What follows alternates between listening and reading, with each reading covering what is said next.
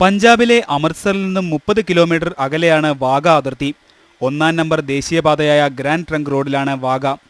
ഇന്ത്യയുടെയും പാകിസ്ഥാന്റെയും ദേശീയ പതാകകൾ താഴ്ത്തുന്ന ചടങ്ങ് ഇവിടുത്തെ മുഖ്യ ആകർഷണമാണ്. മണ്ണിനും പുല്ലിനും മനുഷ്യർക്കുമെല്ലാം ഒരേ നിറം. ഒരിക്കൽ നമ്മുടേതായിരുന്ന നമ്മുടെ അയൽക്കാരെ കാണാൻ ഇപ്പോൾ ആയിരക്കണക്കിന് ആളുകളാണ് വാഗ അതിർത്തിയിലേക്ക് എത്തിക്കൊണ്ടിരിക്കുന്നത്. 1947 ആരംഭിച്ചതാണ് പ്രസിദ്ധമായ ഈ ചടങ്ങ്. ഏതാണ്ട് 5000-ഓളം കാണികൾ ഇരുവശത്തുമായി ചടങ്ങ് കാണാൻ ദിവസവും എത്തുന്നു.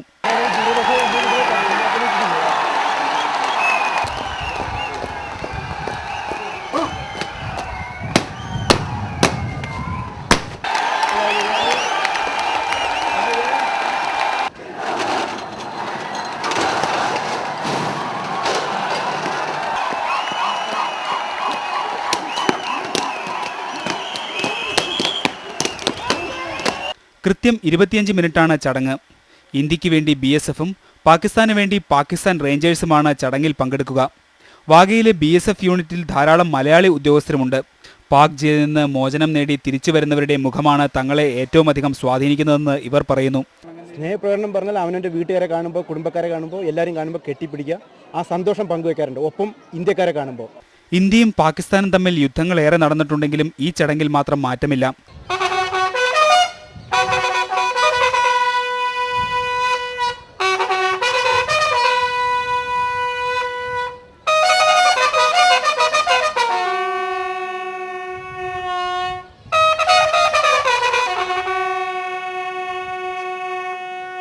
ഇന്തോ പാക് അതിർത്തിയായ വാഗയിൽ നിന്നും ക്യാമറമാൻ മനു നായർക്കൊപ്പം അനു നാരായണൻ, അമൃത ന്യൂസ്.